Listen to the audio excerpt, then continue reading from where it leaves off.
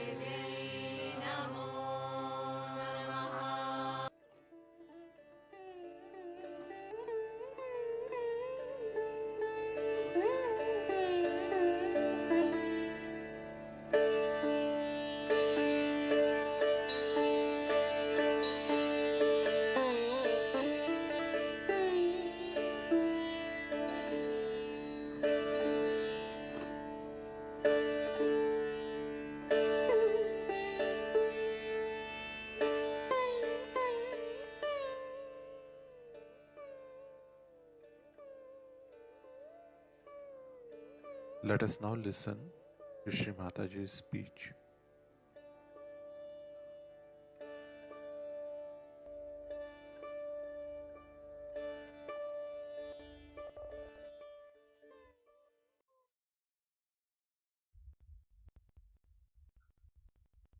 Many of us are there, and we are increasing in number, and we are going to increase more and more, no doubt about it. You have to realize that you have become something, not that an organization is developing, but every person inside this has got something very great that has a transformation power.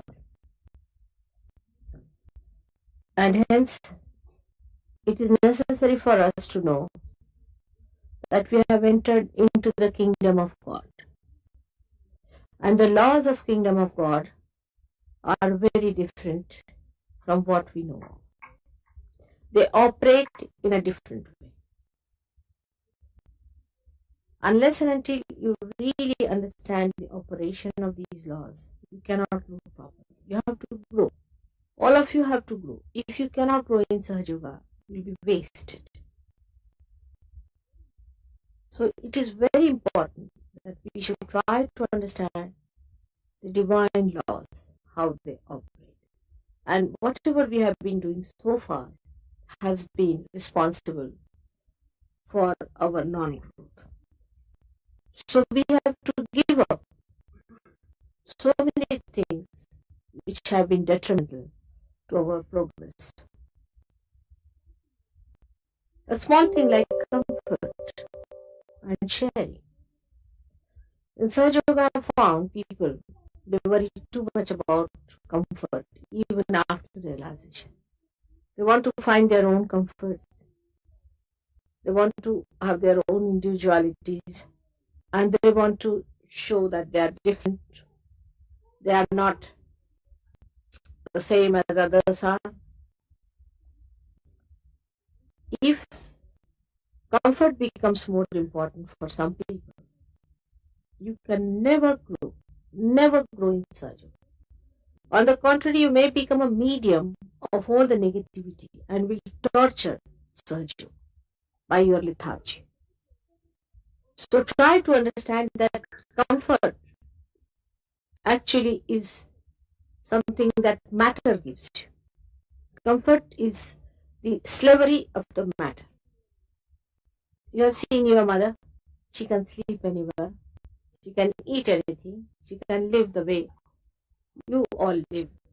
I have no problems. I have no demands. And you can do the same. Because this matter the time trying to overpower you, all the time trying to overpower you through comfort giving. If you get used to sitting on a chair, then you have to carry chair along with you. You cannot sit on the ground. A simple example I'm saying is a certain thing that your body gets used to. And then you want to maintain your own, I must have my own separate flat or my own this thing because I must have comfort. This is one of the things that we have to understand, that we have to learn without comfort, so-called. To me, comfort has no meaning at all. It creeps on me. Try to teach your body how to live with uncomfortable things. Sometimes sleep on the ground. See how it works out. Try to sit on the ground. Try to use minimum of material things because they have overpowered you. And you can't live without them. I have known people who have to carry folded chair at least to the seashore because they can't sit. They will get attached to a chair, I think, after some time. And like a tail, the chair would be moving with them. The way the things are. You see? So one thing we must understand that materialism acts through comfort. That's why we should try to keep these dead things at our own command. If you want, we can have a chair. If you don't want, we'll have no chair. They are not our masters. We are their masters. We have made them. Then the second thing is about time. That maintenance of time, that we should be very punctual. We should be this and that. And that we should abuse others for that. I mean, that doesn't mean that you should never be punctual. It doesn't mean that. But what we do, we are slaves of the watch. That should not be so. We have to keep to certain timing because the whole world is moving with that timing. But you should not scold anybody for being late or for being not in time. Of course, for puja is all right, because that's divine work. For other things. And whenever it comes to that, we should think of others. You see, how to overcome time is to think of others. For example, that we should be in time, in a place where others are not troubled by that. But we should not ask others, why are you not in time? In everything, for example, even in comfort, we should see to the comforts of others, you will overcome your idea of comfort. Because it will be such a headache looking after others' comforts that you will overcome. In the same way, you should try to share. People don't know how to share their things with others, share their house with others. They always want to have their privacy. They want to have their own life. They want to have their own style. It's very, very wrong. And these things can act really against Sahaja.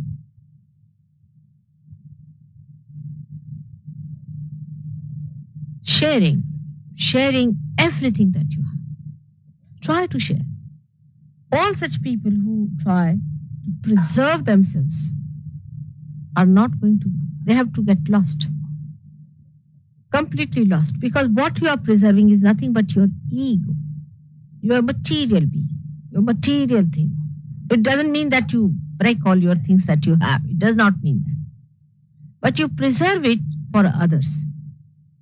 You decorate your house for others to enjoy. You create comfort for others and not for yourself. This is how, if you work it out, you'll be amazed. The joy will be maximum. And you'll really rise and you'll grow. Now, when we think of others, the joy is so much greater that it is surpassing all the other joys of comfort and possession. Possession is a headache, absolute headache. If you do not possess anything, you will be not depriving yourself of anything. You will never feel a feeling that I am deprived of this because you don't possess anything. You are the monarch of the whole world. Then how can anybody deprive anything out of you? So we must understand the laws that govern us now after realization. The more you try to be comfortable, the more you try to be exclusive, you get out of the grace of God. The more you try to have your own plans, the worse it is. You have to act according to the plans of God Almighty. And then you will be blessed. You will be blessed so much, but you will not know how to use your blessings. It will be so much. But do not have anything exclusive to yourself. Your comfort, your material things, your time, whatever gives you feeling of your mine, just get over it. For example, even the subtlest of subtle is my mother, my father, my brother, my sister, my children, mine. Who are the others? Everything is your own. Then you will realize the joy of collectivity. Now people talk of socialism, communism, this, that. It's all artificial. They can never enjoy that sharing because it is forced.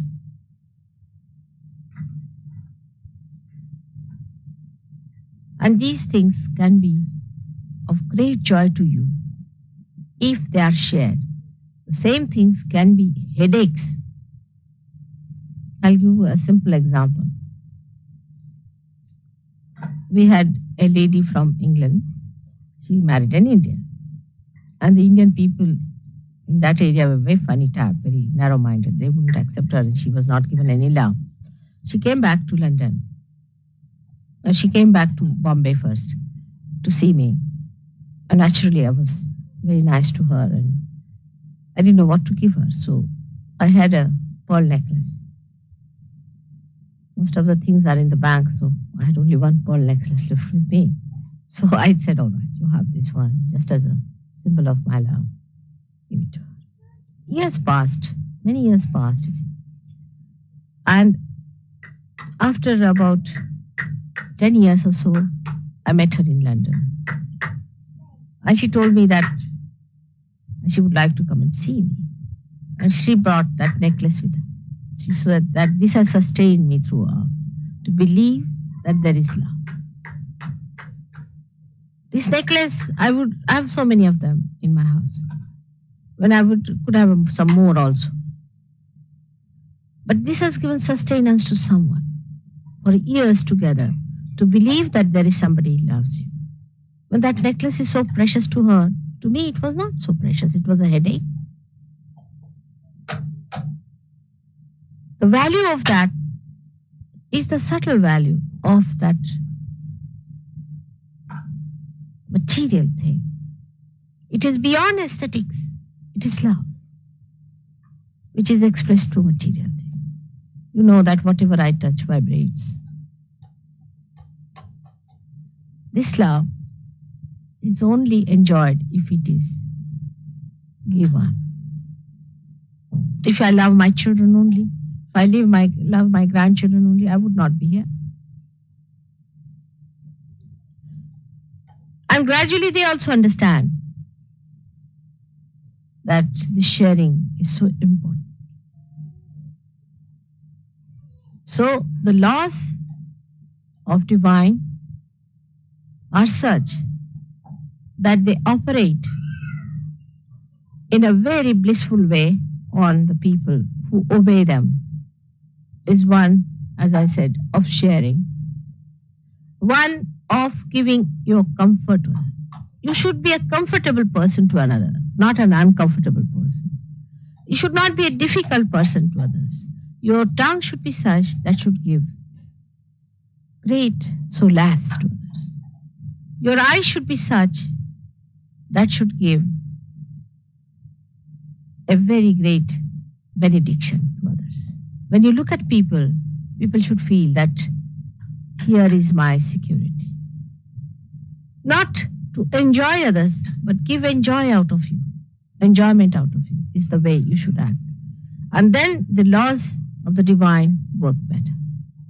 It is easy to criticize others. In Sahaja Yoga also people do it. It's a habit of people to criticize others. But if you can love others, then the criticism won't be there. You won't see all these points. Now some people may take advantage of your love. I know they do. But in Sahaja Yoga, they go out. Such people go out very fast. Those who try to take advantage of Sahaja Yoga, they go out of it. So you don't have to worry. There, the divine laws will work it out that such people will get up. But you try to love. You try to love. You bring down your ego. You try to love others. And try to be one with God and His blessings. As He loves you, you have to love the whole world. And those who try to trouble you will be punished. I tell you, they will be punished. But you have to be one with the divine laws. And this, once you realize, your own problems will neutralize completely. Like your family problem, house problem, property problem, this problem, they will all neutralize. Only sometimes I find a conflict between family people. Your priority should be Sahaja Yoga, Sahaja Yoga, Sahaja Yoga. Say a husband may not be equally interested in Sahaja Yoga and the wife is pulled out. She should show that her interest is Sahaja Yoga, nothing else. And he'll come down. He should not give way. She should not give way to him. And if he is so that he wants to get into Sahaja Yoga and share, and if she objects, she has no business to do that.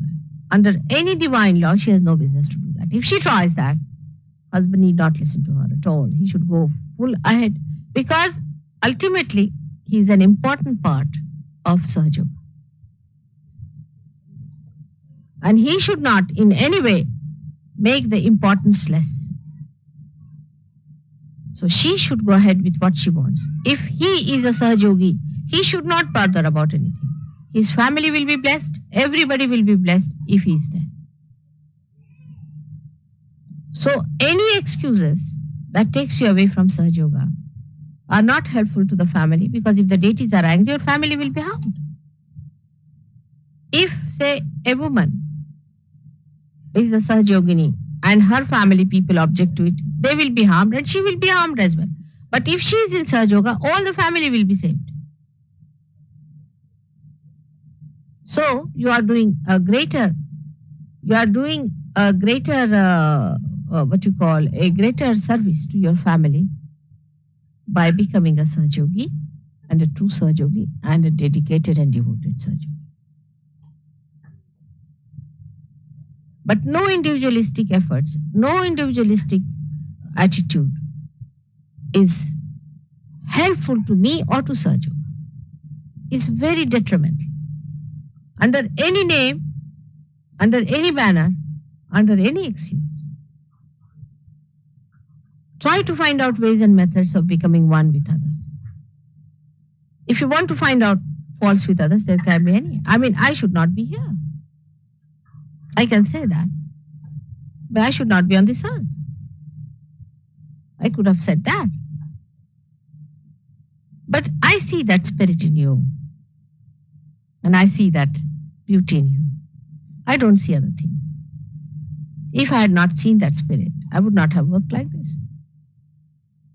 So all such people who try to take any on their own thing will land up into difficulties. It's malignancy of Sahaja Yoga, is the cancer. People are so much used to see certain ways of doing things, like see we Indians are, we must take a bath every day. It's true with us. I mean, one example I'm giving, like English are very particular about, say, maybe say using a napkin at the time of food. Take a small thing like that. I mean, they're very, that's for them is religion. Say we Indians are. Now, I didn't take my bath yesterday because there were so many people. I shouldn't take. If I use all the water, what will happen? And anytime I'm with you people, I don't take bath till I have to have a puja. I mean, it's difficult for Indians to do that. But you can get over your habits when you say you are sharing that with others. But those who are inconsiderate will not understand. It is not necessary to come to puja also so much cleaned up by sharing everybody's things yourself, by having everything yourself. It's more important that you should come here with a heart which has shared the joy with him. Even if you have not cleaned yourself, doesn't matter. You're all right for God. But sharing is very important. And that is what I find is lacking. People will take interest in their own children, not interest in other children. They'll take interest in their own family, their homes, houses, but not in another person's houses. Try to share your labor with others also. And you'll be surprised how rewarding it is. How rewarding. And little children don't understand the difference sometimes. They don't understand who is the other. Like we went to Delhi once and we shifted and I cleaned the house. It was very dirty, that cleaned it and decorated it and all that. So my daughter said that, why don't you go and decorate the other houses also and clean them? They are very dirty houses. They didn't understand that it is too much for their mothers. You better do it. They can't do it all right, so you better do it. It's that simple for them. And this materialistic attitude, you know what is happening to us with that. I mean, thank God you are not like the Indians who have come here. They are very materialistic. You have got out of it. But still, in a very subtle way, it sticks on to your comfort, to your idea of taking a holiday and going out for a holiday alone, you see, with your family. This is your family.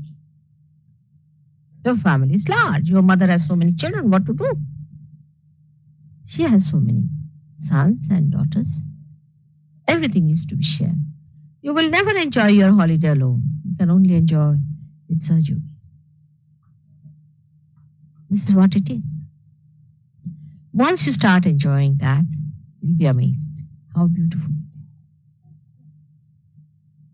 is. This is what I want to tell you today in Cambridge, because from Cambridge, people have gone all over the world. They were educated here. They went round the whole world. They are everywhere. It has circulated so much. But Cambridge people are very snooty, as they say. They don't want to share with anyone. Just imagine. Cambridge is a place which is meant for sharing. That's the place where they don't want to share. Knowledge is one thing, is to be only enjoyed after sharing, otherwise you cannot enjoy your knowledge. So share your joys and share your happiness. You will be amazed. All your pathos and all your unhappiness will vanish. Completely vanish.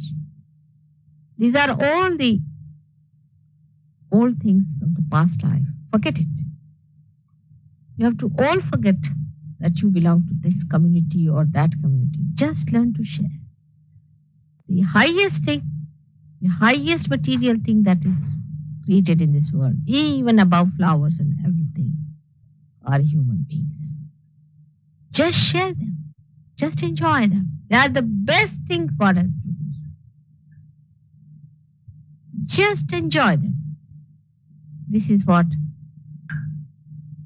is necessary if you really want to obey the laws of God.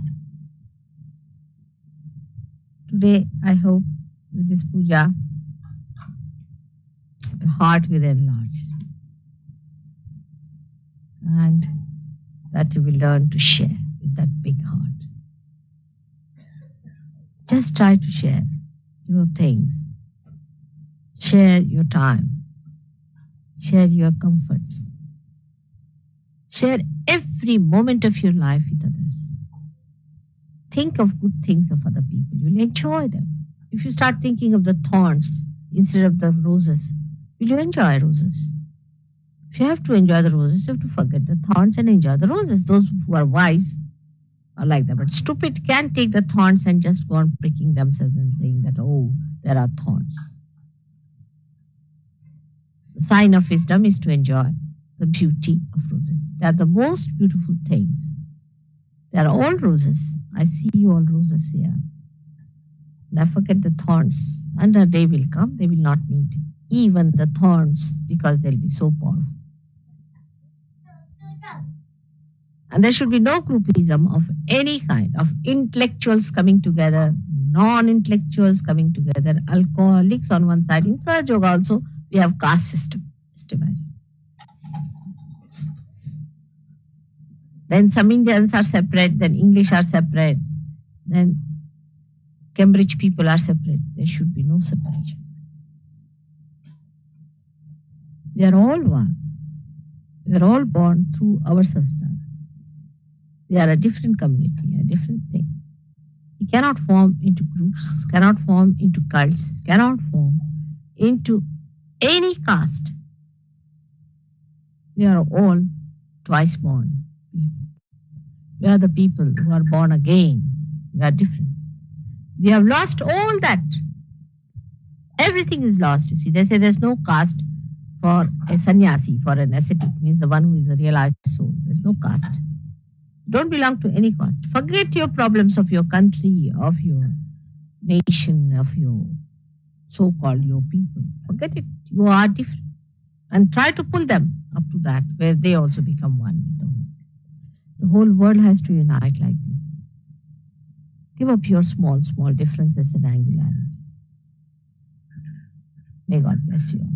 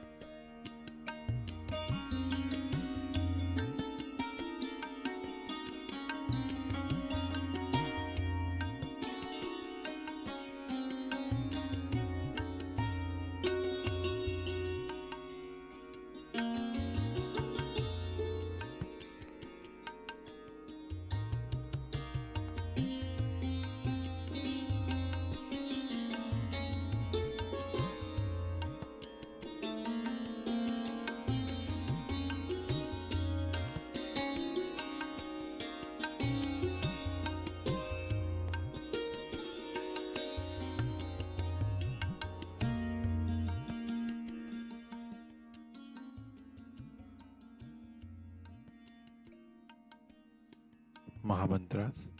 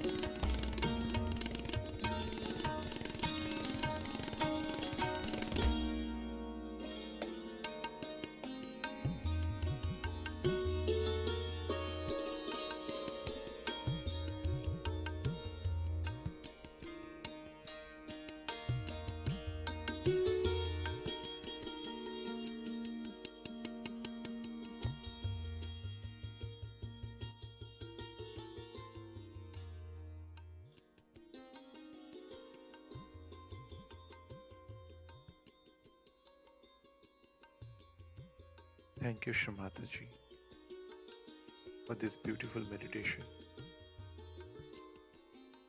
Let us all bow down to Shri Mataji. There is our Mother Kundalini, Utbandhan.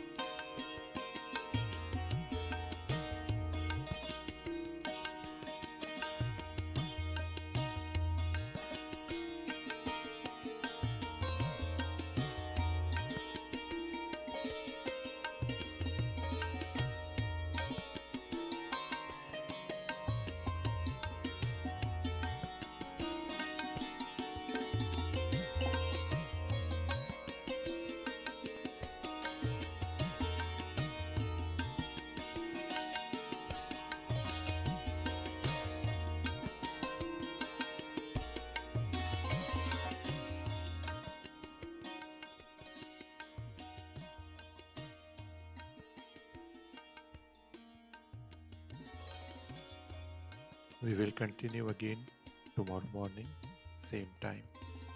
Jai Shri Mataji.